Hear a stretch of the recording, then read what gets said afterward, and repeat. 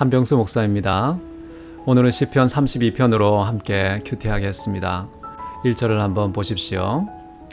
허물의 사함을 받고 자신의 죄가 가려진 자는 복이 있도다. 자, 1절에서 시인은 복 이야기를 하고 있습니다. 근데 복에 가장 중요한 요소가 있다면 죄와 관련된 것이다 라는 것입니다. 죄의 사함을 받는 것, 용서를 받는다는 뜻이겠죠. 죄의 가리워짐, 죄를 덮어 주신다는 것이겠죠. 만약에 하나님께서 죄를 용서하시고 덮어 주신다면 그 사람은 복이 있다 라는 것입니다. 시인은 복의 가장 본질적인 요소를 1절에서 설명하고 있습니다. 여러분, 인간에게 무엇이 복입니까? 돈을 많이 벌고 건강하게 오래오래 편안하게 사는 것, 이것이 이 땅에 안개와 같은 짧은 그런 수명을 가진 존재가 누릴 수 있는 최선의 복인 게 사실입니다. 그런데 만약에 우리가 영원을 생각하고 고려한다면 과연 무엇이 진짜 복일까? 여러분, 죄라는 것은 영원한 불행을 가져오는 요인입니다.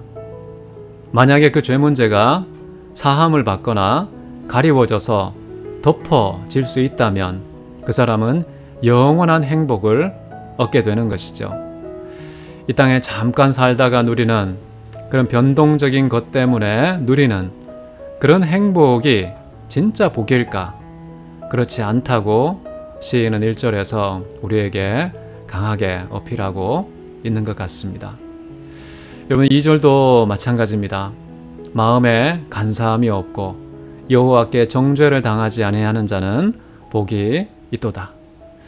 복이라는 것은 항상 하나님과 관계되어 있는 것이다. 하나님과 우리 사이에 가로막고 있는 장애물은 죄밖에 없다는 것이죠. 만약에 하나님께서 우리에게 유죄를 선고하신다면 그 사람은 영원한 불행의 소유자가 되는 것입니다. 그런데 하나님께서 용서하시고 덮어주시면 드디어 영원한 행복의 수혜자가 되는 것이죠. 중요한 것은 우리 인간의 마음의 상태도 있는데요. 간사함이 없어야 한다. 속이려는 마음, 그리고 기만과 오만, 거짓, 그런 것이 우리의 마음에 없는 사람은 복이 있다 라는 것입니다. 단순히 입술에서 펼쳐지는 현상이 아니라는 겁니다. 마음에, 다르게 번역하면 영혼에 라고 할 수 있는데요. 우리의 영혼 안에 간사함이 없어야 된다. 그것이 바로 복이다.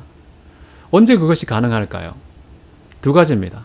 첫 번째는 하나님께서 용서해 주시거나 하나님이 신적인 권위로 덮어주실 때, 그래서 무죄라고 선고하시면 우리의 마음이 간사하지 않게 되는 것이고, 두 번째는요, 만약에 우리가 마음에 갖고 있는 죄, 허물, 그거에 합당한 하나님의 공평한 정의가 우리에게 이루어질 때 우리의 영혼 속에 간사함도 소멸되는 것이죠.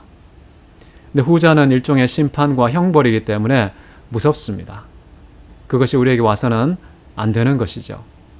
그렇기 때문에 사함을 받고 덮어주시는 그 하나님의 은혜만이 우리의 마음속에 늘 아담 타락 이후로 존재해왔던, 군림해왔던 그런 간사함을 제거한다. 거짓됨을 제거해 줄 수 있다라는 것이죠. 이것은 사람이 할 수 있는 게 아닙니다. 우리 자신도 할 수 없고요. 우리가 아무리 존경하는 사람도 여전히 그 사람에 의해서는 결코 해결되지 못하는 인간의 본질적인 문제, 그것이 바로 우리의 마음속 깊이 DNA처럼 박혀있는 간사함, 거짓됨이라는 것이죠. 3절에서 이렇게 말을 합니다. 내가 입을 열지 아니할 때에 종일 신음함으로 내 뼈가 쇠하였도다. 무슨 말일까요? 만약 우리 마음속에 죄가 있다면, 허물이 있다면 어떻게 해야 됩니까? 용서를 받아야 되고 덮음을 받아야 되잖아요. 어떻게 하느냐? 시인은 이렇게 방법을 제시합니다. 입을 열어서 하나님 앞에 그 죄를 인정하고 회개하고 돌이키는 것. 그렇게 할 때 비로소 용서와 덮음을 받는다는 것이죠. 그런데 만약에 회개의 입을 열지 않고 입을 꾹 다물고 죄를 인정하지도 않고 고백하지도 않고 돌이키지 않으면 어떻게 되느냐? 하루 종일 내 마음속에 영혼에 신음이 고이게 된다는 것입니다. 그 고인 신음은 파생적인 피해를 주는데요. 뼈가 쇠약하게 된다 라고 말합니다. 어떻게 이런 일이 일어날까요? 이것은요, 죄 자체가 이렇게 하는 게 아니라는 사실을 알 수 있습니다. 죄 자체는요, 우리가 이 땅에 살면서 쾌락을 주고 즐거움을 주고 마치 최면에 걸린 듯 몽롱한 기쁨에 빠지게 만듭니다. 그래서 내가 죄를 지었는지도 죄인인지도 모르게 만드는 것이죠. 자, 그러나 정말 우리의 영혼이 신음하고 뼈가 쇠약하게 되는 궁극적인 원인은 뭐냐 하면 그 죄를 공평하게 다루시는 하나님 때문이다 라는 거예요.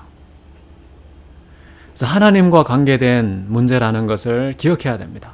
물론 그 계기를 죄가 제공하지만 이 모든 우리 인생에 나타나는 궁극적인 문제의 근원은 하나님께 있고 그 하나님만이 이 문제를 풀 수 있는 열쇠를 가지고 계시다.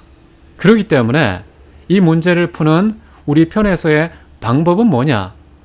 죄를 안 지어야지. 물론 그렇게 노력해야 됩니다. 그런데 그렇게 우리 마음에 소원을 하고 다름질하고 노력에 땀을 뚝뚝 흘려도 우리 편에서 해결할 수 있는 문제는 아니다는 것을 인정해야 됩니다. 사람이 저지른 문제지만 사람이 해결할 수 없습니다. 하나님만이 이 모든 문제를 해결하실 수 있다. 여러분 4절을 보십시오. 주의 손이 주야로 나를 누르시오니 내 진액이 빠져서 여름 가뭄에 마름같이 되었나이다. 여러분 주님의 손이 주야로 우리를 누른다 라고 고백해요. 주님의 손이 우리를 왜 누릅니까? 주님은 거룩하신 분이시기 때문에요. 죄와 함께 할 수 없습니다. 그래서 죄를 지은 사람들은 하나님의 은총 아래서 하나님의 백성이 되지 않으면 그 죄를 즐겨요. 그 죄가 나를 짓누른다고 생각하지도 못합니다. 그러나 하나님의 사람들은요, 죄를 지으면 하나님의 성전인 우리가 죄를 짓는 순간 거룩하신 하나님의 그 순수하심, 거룩하심, 깨끗하심, 정직하심이 죄인된 우리를 짓누르게 됩니다. 주님의 손이 주야로 우리를 짓누른다. 하나님의 손은 어떤 손입니까? 양면성이 있죠. 우리가 처음에 경험하는 하나님의 손은 은혜의 손 아닙니까? 사랑과 자비와 긍휼의 손길을 우리는 경험하는데, 그러나 그렇게 예수님을 믿더라도요, 그런 은총을 받았더라도요, 죄를 지으면 그것이 정의의 손이 되어서 우리의 모든 죄악이 완전히 해결될 때까지는 우리를 짓누르는 심판과 형벌의 손이 될 수 있다는 것이죠. 자, 그렇게 되면 우리의 진액이 빠지게 된다. 존재의 습기가 쫙 빠진 바짝 마른 그런 피폐한 인생이 될 수 있다는 것입니다. 저는 하나님의 손이 우리를 짓누르는 것은 이 세상에서 우리가 경험할 수 있는 가장 심각한 불행, 가장 끔찍한 고통과 환난이라고 생각합니다. 하나님의 손이 짓누르는 것 이외에 사람들이 경험하는 일상적인 외부적인 고통, 배고픔, 굶주림, 가난함, 멸시와 천대를 받는 것, 사람으로부터, 이 세상 환경으로부터 받는 그런 고통과 아픔은 비교할 수 없는 내 모든 존재의 진액이 완전히 빠져나가서 탈진하고 바짝 마른 존재로 피폐하게 되는 것. 그 원인은 오직 하나님의 손에 있다는 것입니다. 여기 보면 여름 가뭄에 마름같이 되었다. 여름의 가뭄, 이 가뭄이라는 말은요, 바짝바짝 마르게 하는, 다 태워버릴 열기라는 뜻입니다. 근데 그 열기라는 말을요, 복수의 형태로 썼습니다. 단수가 아니라 복수를 썼다는 것은 아주 강한 강조를 위함이죠. 얼마나 여름에 뜨거운 땡볕이 우리의 존재를 바짝 마르게 하는지 아주 강력한 형벌의 내용으로 소개하는 것입니다. 주님의 손을 여름의 가뭄들 모든 걸 태워버리고 바짝 말라버릴 그 뜨거운 열기, 땡볕을 통해서 비유한 것이죠. 하나님의 손을 두려워해야 되겠습니다. 그 손이 두려운 이유는 우리가 죄를 짓기 때문에 그러죠. 우리 마음속에 간사함이 있기 때문에 펼쳐지는 일들이다 라는 사실을 기억하면 좋겠습니다. 그래서 시인은 이렇게 판단하죠. 내가 이러기를 내 허물을 하나님께 빨리 자복해야 되겠다. 주께 내 죄를 아뢰고 내 죄악을 숨기지 아니하였더니 곧 주님께서 내 죄악을 사하셨나이다. 우리가 하나님께 회개하면요, 그때 비로소 우리에게 인생의 태양이 떠올라서 그 캄캄한 어둠에서 벗어날 수 있습니다. 우리의 영혼을 짓눌러서 존재의 모든 습기를 바짝 말렸던 그 뜨거운 땡볕, 하나님의 징계의 손이 거두어지는 것이죠. 하나님께 회개하는 거, 돈이 듭니까? 시간이 듭니까? 손해보는 게 있습니까? 우리가 하나님 앞에 나아가서 무릎 꿇고 회개의 눈물을 툭툭 흘리면 하나님께서는 통회하고 자복하는 자의 심령을 들으시고 회복시키기 시작합니다. 그 회복은 이 세상의 그 어떤 것도 방해하지 못합니다. 완전한 회복, 온전한 회복. 이 세상의 그 무엇것도 변경하거나 취소시킬 수 없는 궁극적인 회복이 하나님의 죄 용서, 하나님의 죄 덮으심으로 말미암아 주어지는 것이다. 저는 우리가 일상생활을 하면서, 신앙생활을 하면서요, 이런 경험을 꼭 하면 좋겠습니다. 죄가 얼마나 심각한 것인지, 그 죄로 말미암아서 이 땅에 우리가 물리적으로 당하는 피해도 있겠지만 하나님의 손이 짓눌러서 당하는 정말 영원한 영적인 그 끔찍한 고통과 비참함을, 그 인간이 처할 수 있는 불행의 밑바닥을 경험할 때 비로소 우리는 제대로 하나님을 찾는 것 같아요. 그러기 전에는 우리 인간은 얼마나 완고하고 고집스럽고 스스로를 괜찮다고 생각하는지 구제불능입니다. 그런 인간의 본성을 잘 알고 계시기 때문에 하나님께서는 이 시인과 같이 정말 이 세상에 줄 수 없는 오직 전능자, 창조자만 줄 수 있는 그 무한대의 두려움, 아픔, 고통, 신음, 이런 것들을 허락하는 것이죠.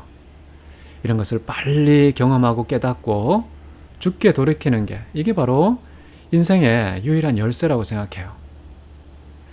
자, 이런 체험을 했던 시인은 우리에게 권고합니다. 이로 말미암아 모든 경건한 자는 주를 만날 기회를 얻어서 주께 기도할지라. 진실로 홍수가 범람할지라도 그에게 미치지 못하리이다. 여기서 우리는 홍수가 눈길을 끌고 있다는 것을 느낍니다. 홍수가 뭘까요? 첫 번째 의미는 죄입니다.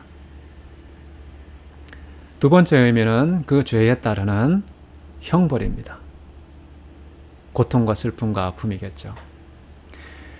우리가 만약에 하나님께 나아가서요, 정말 주께 엎드려 회개의 기도를 드리면, 정말 마음을 깨끗하게 있는 그대로 인정해서 간사함이나 거짓됨이나 가증함이 전혀 없는 그런 상태, 나아가는 회개. 그 회개의 자리에 무릎 꿇고 엎드리면 하나님께서는요, 모든 죄의 홍수로부터 우리를 지켜주신다. 그리고 모든 그 죄로 말미암는 형벌로부터도 우리를 건져내 주신다는 거. 이거 믿으시면 참 좋겠습니다. 인생 뭐 별거 있습니까? 아주 단순하고 간단합니다. 죄, 그 죄에 따른 형벌. 이게 인생인데요. 그 인생의 문제를 해결하는 유일한 열쇠는 주님께서 죄 용서, 죄 덮으심. 그래서 우리를 죄에서 건지시고 그 형벌로부터 지켜주시는 것. 이게 인생입니다. 이것의 강도를 세월이 흐를수록 점점 깊이 느끼는 것이죠. 본질적인 내용은 차이가 없습니다. 정도의 차이가 있을 뿐이죠. 주는 나의 은신처이오니 환난에서 나를 보호하시고 구원의 노래로 나를 두루시리이다. 엎드려 기도하는 자에게 주님은요, 영원한 은신처가 된다는 것이고 어떠한 환난도 나를 지배하지 못하고 나를 보호해 주시고 오히려 내 모든 사방은 구원의 노래, 구원에 대한 감격의 외침이 내 모든 삶을 둘러쌀 것이다 라고 말합니다. 내가 내 갈 길을 가르쳐 보이고 너를 주목하여 훈계하리로다. 이제 하나님께서 기도하는 자, 경건한 자에게 하시는 약속의 말씀이죠. 우리가 마땅히 가야 할 그 길로 우리를 인도해 주시는 하나님. 우리가 마땅히 가야 될 길이 어떤 길일까요? 성경 전체로 보면 예수님이 길이시기 때문에 예수님의 인격을 소유하고 예수님처럼 사는 것, 그럼 그게 우리 갈 길입니다. 너무나 단순하고 너무나 근본적이고 그리고 이것이 우리 인생 모두를 다 포괄하는 그런 핵심적인 진리임에도 불구하고 우리는 삶에서 경험하는 다양한 일들 때문에 우리의 관심과 의식을 빼앗기고 시간과 에너지를 탕진하면서 이 본질로부터 서서히 멀어지는 그런 속임수에 빠지는 인생이 참 많습니다. 인생 단순합니다. 가야 할 길 가면 됩니다. 그 길을 가르치고 인도하시는 분은 주님밖에 없습니다. 여기 사실 원문에 보면요, 첫 번째는 주목하신다, 두 번째는 가르치신다, 마지막 세 번째는요, 조언을 해주신다, 이런 표현이 나옵니다. 우리를 주목하시는 하나님, 그리고 우리에게 어떤 길이 올바른지 가르쳐 주시는, 방향을 제시하시는 하나님, 그리고 그 방향을 따라 가는 우리에게 늘 동행하시면서 그때그때 우리에게 귀띔해 주시면서 계속해서 이 땅에 존재하는 최고의 조언을 공급해 주시는 하나님. 그런 하나님을 이 세 가지의 동사로 표현했습니다. 주목하시고 가르치시고 조언하신다. 너희는 무지한 말이나 노새같이 되지 말지어다. 그것들은 제갈 굴레로 단속하지 않으면 너희에게 가까이 가지 아니하리로다. 우리가요, 말과 노새를 한번 끌어보십시오. 우리에게 가까이 다가오게 하려고 이렇게 끌면은 말을 듣습니까? 도무지 말을 듣지 않아요. 이성이 없습니다. 고집불통입니다. 그래서 필요한 도구가 뭡니까? 제갈을 물리고 굴레로 단속해야 비로소 겨우 순응하는 그런 짐승 같은 존재가 되지 말라고 얘기합니다. 하나님께서 우리에게 충분한 메시지를 보내셨는데 알아들어야죠. 그걸 알아듣지 못하고 계속해서 노새나 말처럼 고집스럽게 하나님, 마땅히 가야 될 그 길, 그 방향을 등지고 정반대의 역방향 질주를 하게 되면 하나님께서 우리 인생에 자갈을 물리십니다. 정말 굴레로 씌워서 정말 짐승 다루듯이 단속하는 그런 끔찍하고 비참한 일들이 생기지 않도록 하나님께 늘 돌이키셔야 됩니다. 우리 인간이 죄를 안 지을 수 있습니까? 날마다 내가 죽는다는 각오로 하나님께 회개의 무릎으로 엎드리면 하나님께서는 우리 인생의 주인이 되시고 등대가 되시고 매 순간 항상 곁에서 조언해 주시는 하나님이시다. 저는 그런 하나님 믿습니다. 우리에게 약속을 하셨죠. 약속하신 대로, 아니 약속 그 이상으로 우리에게 은혜와 사랑과 행복을 베푸시는 아버지 하나님, 그 하나님을 믿고 우리가 기도하면 좋겠습니다. 악인에게는 슬픔이 있고요, 하나님 신뢰하면 하나님의 인자, 그 인자로 우리의 모든 존재와 인생을 둘러싸신다 라고 말씀하고 계시죠. 너희 의인들아 여호와를 기뻐하고 즐거워할지어다. 의로운 사람이 누굽니까? 죄인들의 반대말 아닙니까? 예수님의 사죄를 속죄를 통하여서 죄의 사함을 받고 죄의 덮으심을 받은 그런 복된 사람들을 일컬어 의인들이라고 하는 것이죠. 그 다음에 마음이 정직한 자들아, 이들은 누굴까요? 마음에 간사함이 없는 자들을 말하죠. 그래서 1절과 2절을 이제 맨 마지막 11절에서요 반전의 내용을 소개하면서 아주 이렇게 서두와 결론이 아주 짝이 딱 들어맞는 그런 시를 쓰고 있는데요. 여러분, 우리가 마음이 정직하면요 즐거움이 샘처럼 마구마구 솟구칩니다. 그래서 마음이 정직한 자가 되시고요, 하나님께 회개하여서 입을 꾹 다물고 침묵하지 마시고요, 입을 확 열어서 내 모든 죄를 쏟아내고 하나님의 긍휼을 구할 때에 우리에게 최고의 복, 영원한 복을 주신다는 사실, 그래서 그것을 믿고 기뻐하고 즐거워하는 저와 여러분 되시면 좋겠습니다. 오늘 큐티는 여기까지 하겠습니다. 평안한 하루 보내십시오. 감사합니다.